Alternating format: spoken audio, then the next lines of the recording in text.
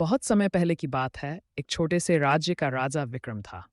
वह बहुत ही साहसी और समझदार शासक था, लेकिन उसके राज्य में एक रहस्यमयी घटना हो रही थी। रात के समय लोग अक्सर सुनते थे कि एक भयावह आवाज सुनाई देती थी और किसी ने भी उसे देख नहीं पाया था।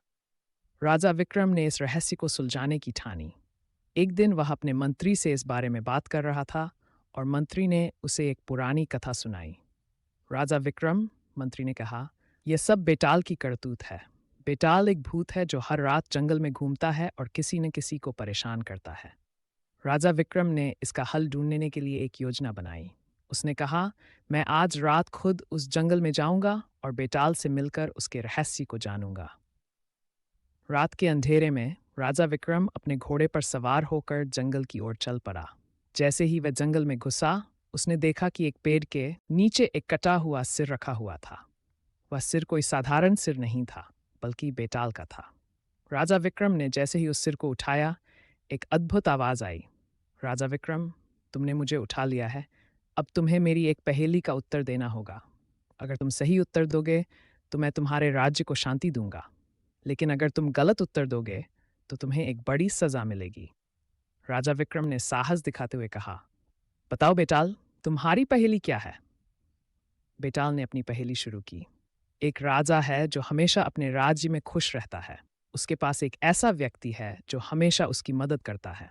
मगर एक दिन वह व्यक्ति बिना कारण के राजा के सामने खड़ा होता है और कहता है कि अब मैं तुम्हारी मदद नहीं कर सकता।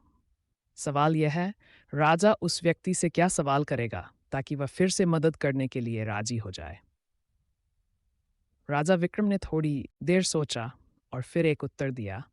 राजा उस व्यक्ति से यह पूछेगा, तुम क्यों मेरी मदद नहीं कर सकते? क्या तुम्हें मुझसे कोई शिकायत है? बेताल हंसा और कहा, तुमने सही उत्तर दिया विक्रम। अब तुम्हें एक और जवाब देना होगा। क्योंकि तुमने मुझे सही उत्तर दिया है, मैं तुम्हें एक और पहेली दूंगा। इस तरह राजा विक्रम और बेताल के बीच एक लंबी शेर और बिल्ली की लड़ाई चलती रही।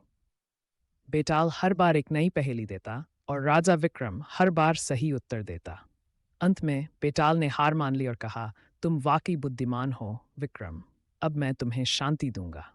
तब से बेताल ने राजा विक्रम को परेशान करना बंद कर दिया और राज्य में शांति छा गई। राजा विक्रम ने साबित कर दिया कि केवल साहस और बुद्धिमानी से ही कोई भी समस्या हल हो सकती है।